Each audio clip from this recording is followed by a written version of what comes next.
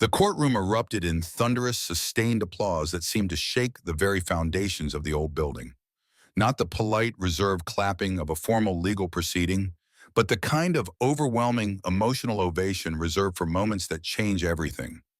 People were on their feet, clapping and crying and cheering all at once.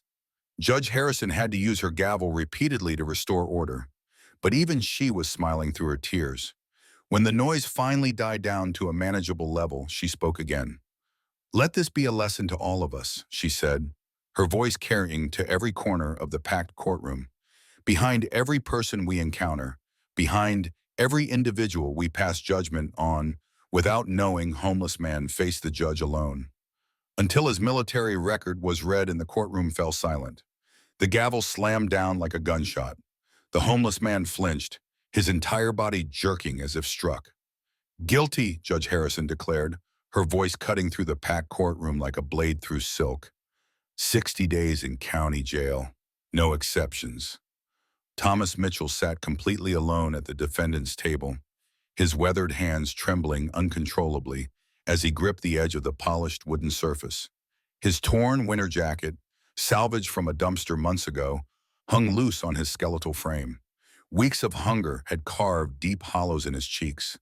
Gray stubble, streaked with white, covered his gaunt face like frost on dead grass.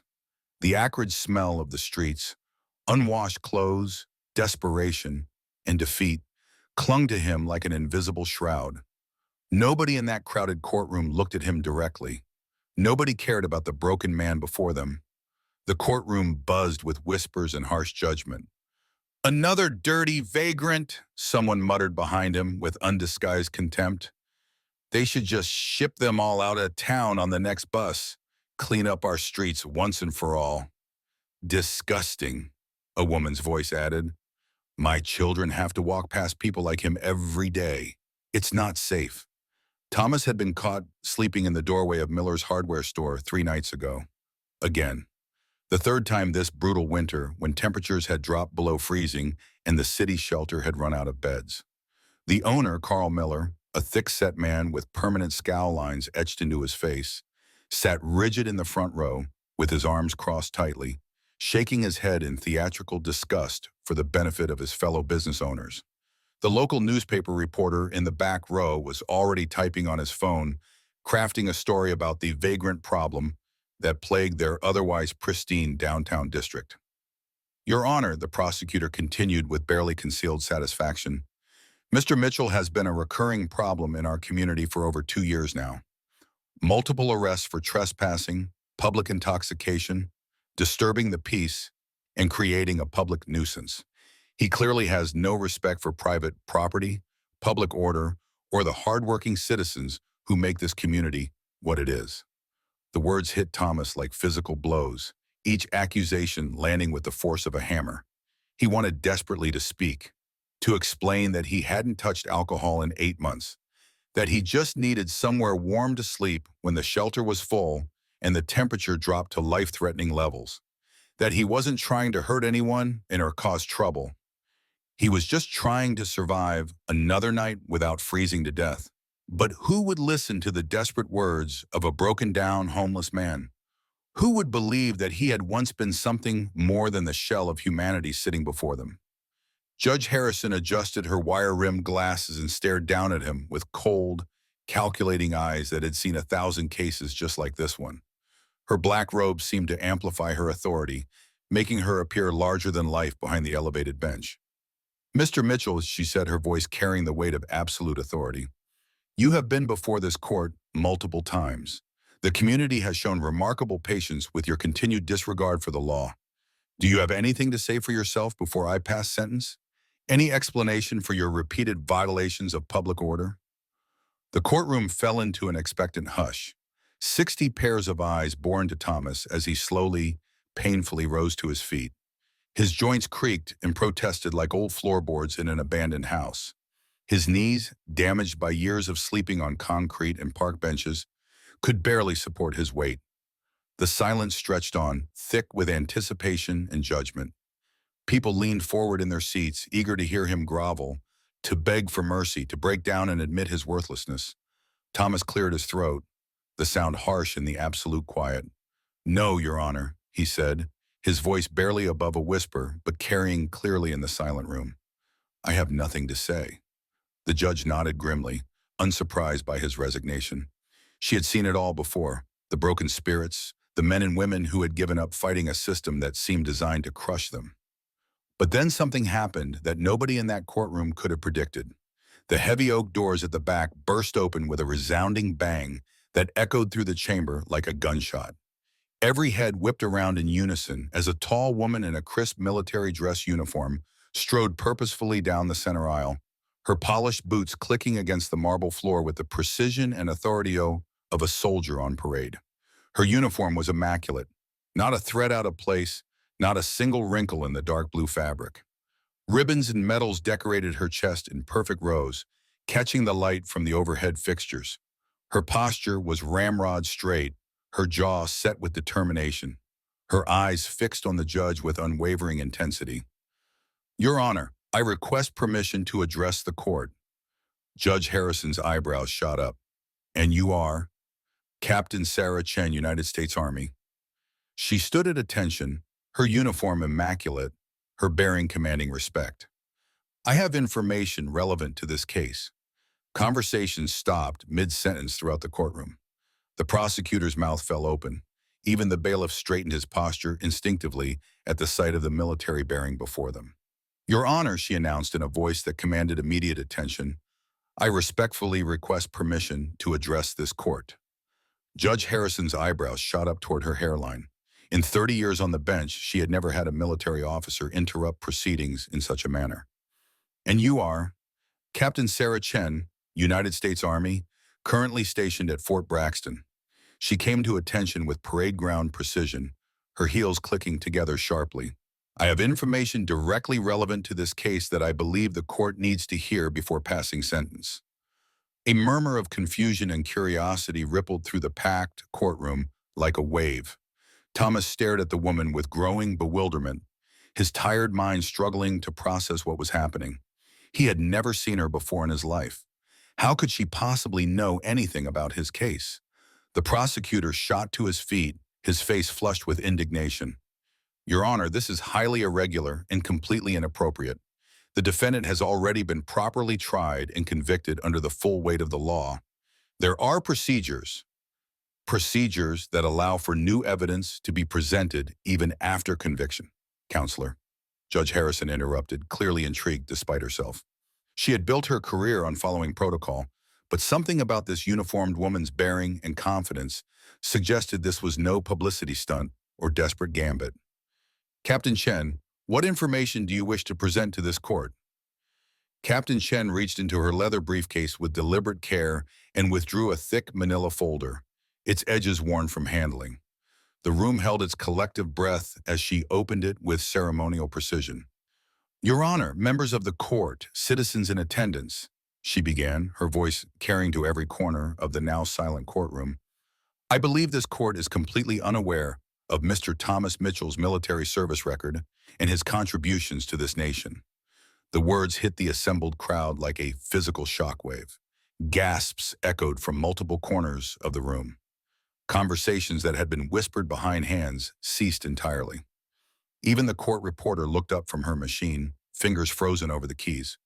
Thomas felt his heart begin to race, pounding against his ribs like a caged bird. Blood rushed in his ears. How did she know? How could she possibly have his military records? Those files had been buried for decades, forgotten by everyone, including himself. Carl Miller's confident sneer faltered. The newspaper reporter stopped typing and looked up with sudden, intense interest. Judge Harrison leaned forward in her chair, her expression transforming from judicial indifference to something approaching fascination. Captain Chen opened the folder with reverent care and began to read in a clear, powerful voice that seemed to resonate from the very walls of the ancient courtroom. "Thomas James Mitchell, serial number 10023456789, enlisted in the United States Army on June 15, 1968, at the age of 18.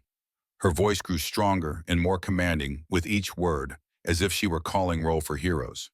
"Served 3 tours of duty in the Republic of Vietnam, awarded the Bronze Star Medal with V device for exceptional valor in ground combat, Purple Heart with Oak Leaf Cluster for wounds received in action, Army Commendation Medal with V device for heroism, Combat Infantryman Badge, Vietnam Service Medal with 4 campaign stars.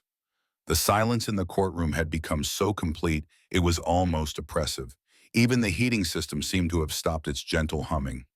You could have heard a feather touch the floor. On November 15, 1969, during the Battle of Firebase Charlie near the Cambodian border, then Sergeant Mitchell single-handedly held off a determined enemy assault while his unit evacuated wounded soldiers under heavy fire. Captain Chen's voice rose with each detail, filling the space with the weight of history. Despite being shot twice in the left leg and once in the right shoulder, with shrapnel wounds across his back and arms, he maintained his defensive position for 4 hours and 17 minutes until reinforcements could arrive. Carl Miller's face had drained of all color.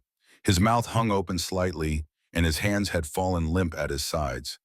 The same man who had spent the morning complaining bitterly about Thomas sleeping in his doorway was now staring with white, uncomprehending eyes at the broken figure before the judge's bench. Behind them, a woman began to cry softly, then another. The sound seemed to break something loose in the room, and several people reached for tissues or handkerchiefs. The official after-action report states that Sergeant Mitchell's position came under assault from an estimated 2 companies of North Vietnamese regulars, approximately 240 enemy soldiers. His squad of 12 had been reduced to 6 men, 3 of whom were critically wounded and unable to continue fighting. Judge Harrison had removed her glasses entirely and was staring at Thomas with an expression of growing amazement and what looked disturbingly like shame. The stern authority that had defined her demeanor just minutes before was cracking like ice in spring. Rather than retreat to safety with the wounded, Sergeant Mitchell ordered his remaining men to evacuate the casualties while he provided covering fire from an exposed position. For the next 4 hours, he held that position alone, repelling wave after wave of enemy attacks. Captain Chen's voice grew thick with emotion as she continued. His commanding officer, Colonel James Patterson, wrote in his recommendation for decoration, and I quote directly from the official record, "Sergeant Mitchell displayed extraordinary heroism under the most severe combat conditions imaginable. His selfless actions and unwavering courage in the face of overwhelming enemy force saved the lives of 16 American soldiers.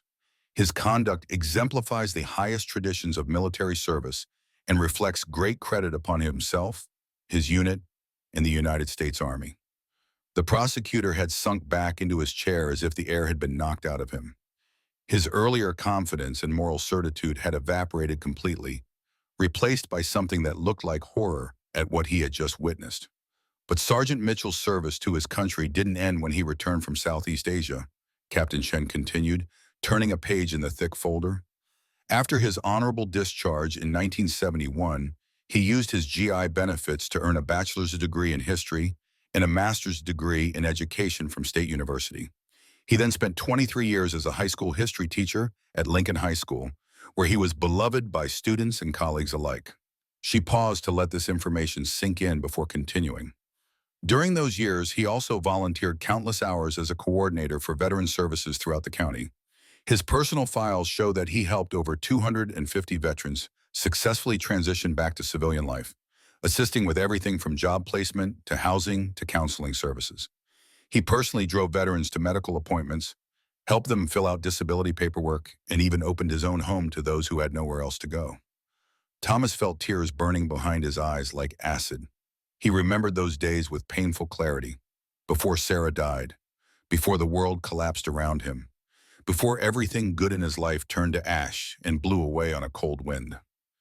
Mr. Mitchell was awarded Teacher of the Year honors in 1987, 1993, and 1998.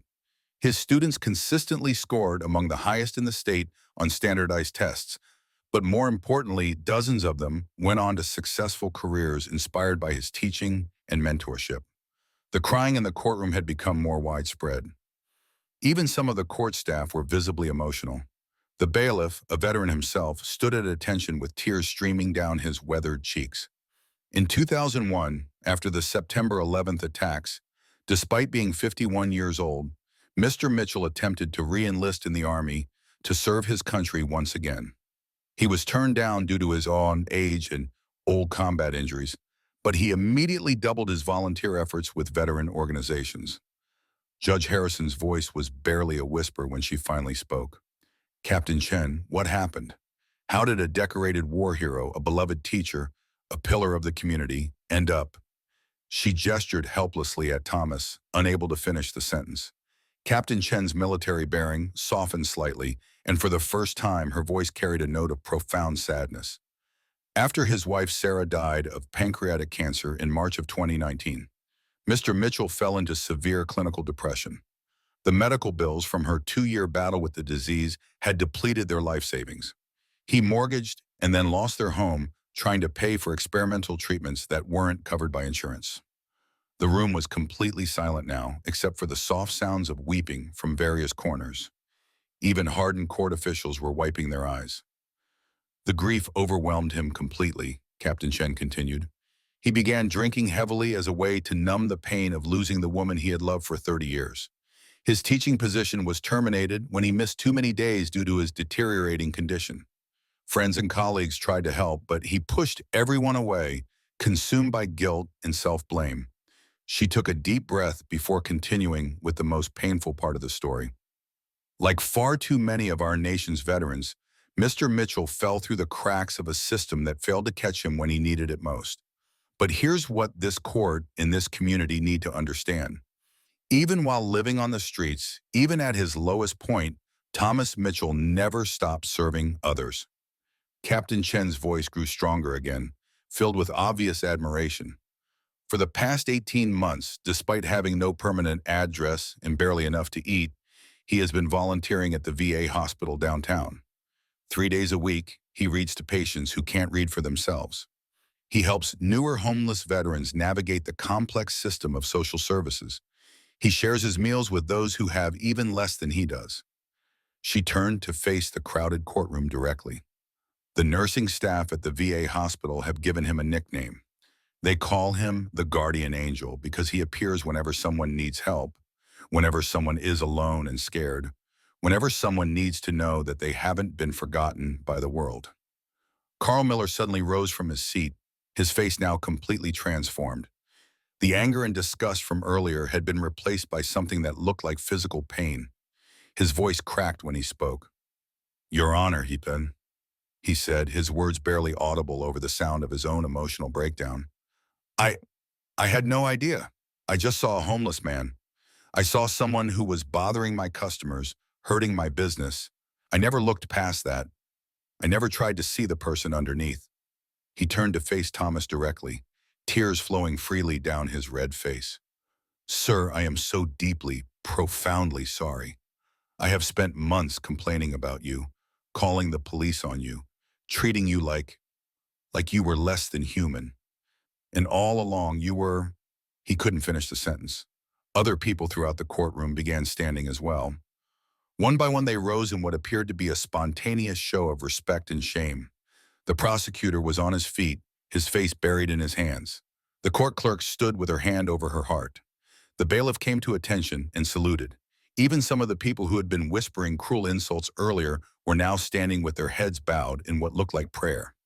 Judge Harrison stood as well, her black robes rustling in the profound silence. When she spoke, her voice was thick with emotion that she wasn't even trying to hide anymore. "Mr. Mitchell," she said, each word carefully chosen and weighted with meaning. "I owe you an apology that I can never adequately express. We all do. This court, this community, this entire system has failed you in ways that are simply unforgivable." Thomas couldn't speak. 50 years of carrying pain and shame seemed to lift from his shoulders like a heavy coat being removed. Captain Chen walked over to him and placed a hand on his shoulder. "Tom, I'm Sarah's daughter, Sarah Chen Mitchell. Your wife talked about you every day when she was in the cancer ward where I was recovering from my own deployment injuries. She made me promise that if anything ever happened to her, I'd look out for you." Thomas's legs nearly gave out. Your little Sarah? But you were just 10 years old when you and Mom got married. You taught me how to ride a bike, remember? How to throw a curveball?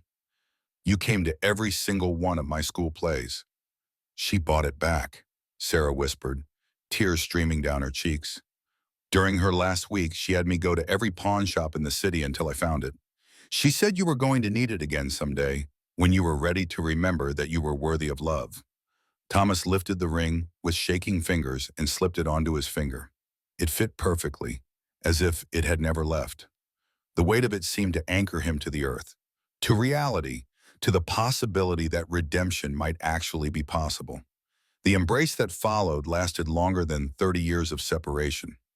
It was a hug that bridged decades of loss, grief, and misunderstanding.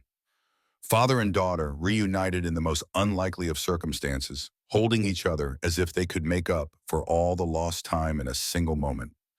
Judge Harrison had to clear her throat several times before the courtroom quieted enough for her to speak. When she did, her voice carried the weight of judicial authority backed by genuine emotion. The conviction is hereby overturned and vacated. All charges against Mr. Mitchell are dismissed with prejudice. She paused, looking directly at Thomas with eyes that held both respect and regret. Sergeant Mitchell, this community owes you a debt that can never be adequately repaid. We have failed you in ways that shame us all. Before Thomas could respond, Carl Miller stepped forward hesitantly, his earlier confidence completely replaced by humble contrition. Sir, he began, his voice barely above a whisper, I own Miller's hardware store. The place where I called the police on you for sleeping in the doorway. I'd like to offer you a trade if you'll have it, full-time with benefits and a living wage. And there's an apartment above the store. It's yours for as long as you want it, rent-free. His voice grew stronger as he continued. I know it doesn't make up for how I treated you, but I want to try to do better. This whole community needs to do better. Other voices immediately joined in from throughout the courtroom, a chorus of people desperate to make amends for their earlier judgment and cruelty. My restaurant needs help, called out Maria Santos, the owner of the local diner. I could use someone with your experience working with people. I run a construction company, added another voice. We're always looking for good men who know how to work hard. The community center could use someone to help coordinate our veteran services program, said the director of social services. But Thomas barely heard the offers of employment and assistance. His attention was focused entirely on Sarah, his stepdaughter, who had grown up to become everything he and her mother had dreamed she would be, strong, compassionate, successful, and determined to honor the promises she had made to a dying woman. I've been looking for you for over a year, she said, her voice steady despite the tears. Ever since I got back from my second deployment in Afghanistan, I've checked every shelter, every soup kitchen, every place where veterans might go for help.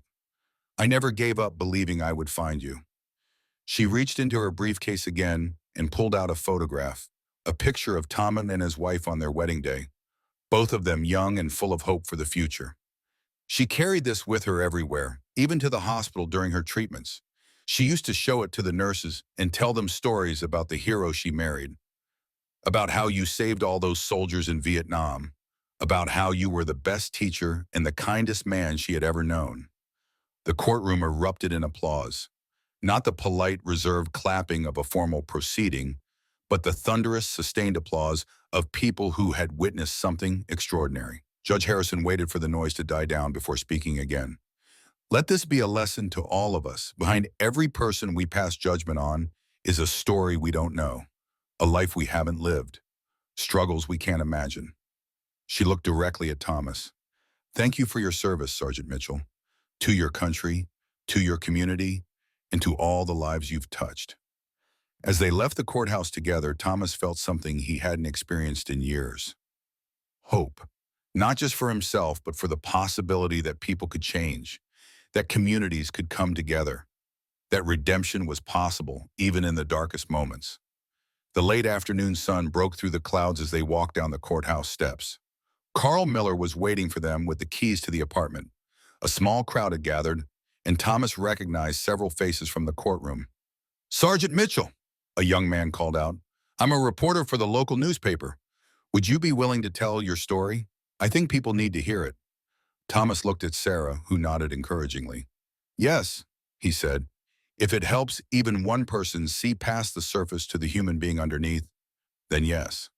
6 months later, Thomas Mitchell was running a program at the community center helping homeless veterans. The program was funded by donations that poured in after his story spread across social media. Carl Miller had become one of his closest friends and biggest supporters. But the most important change was smaller and more personal. Every Sunday, Thomas had dinner with his stepdaughter Sarah and her family. They talked about her mother, about the past, and about the future they were building together. The empty courtroom where it all began now seemed like a different world, a place where snap judgments and surface appearances had nearly cost a community the chance to know one of its heroes. In his small apartment above the hardware store, Thomas kept three things on his nightstand: his wife's ring, his military medals, and a photo from the courthouse steps on the day everything changed. In the photo, he's surrounded by people who had gone from strangers to friends in the span of a single afternoon. The inscription on the back, written in Sarah's neat handwriting, read, "Sometimes the greatest battles are won not with weapons, but with the courage to see each other clearly." Judge Harrison, who had presided over thousands of cases in her career, would later say that Thomas Mitchell's case taught her more about justice than all her years in law school. She began requiring sensitivity training for court staff and implemented new protocols to ensure that everyone who entered her courtroom was treated with dignity, regardless of their appearance or circumstances. The ripple effects continued to spread. The local shelter expanded its services. The VA hospital started a new outreach program. Carl Miller began hiring exclusively from the homeless population, giving people a chance to rebuild their lives. But perhaps the most profound change was in Thomas himself.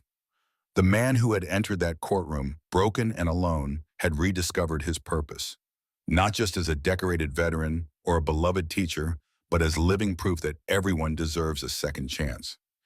Every morning as he opened Miller's hardware store, Thomas would see his reflection in the glass door. The same face that had once been met with suspicion and judgment now drew smiles and respectful nods from neighbors who had learned to look deeper. In the end, it wasn't just one man's dignity that was restored in that courtroom. It was a community's faith in the power of compassion, understanding, and the radical act of seeing each other as fully human. The gavel that had once condemned him had become the symbol of his redemption. And in the quiet moments before sleep, Thomas would sometimes hear its echo, not as the sound of judgment, but as the sound of justice finally, beautifully served.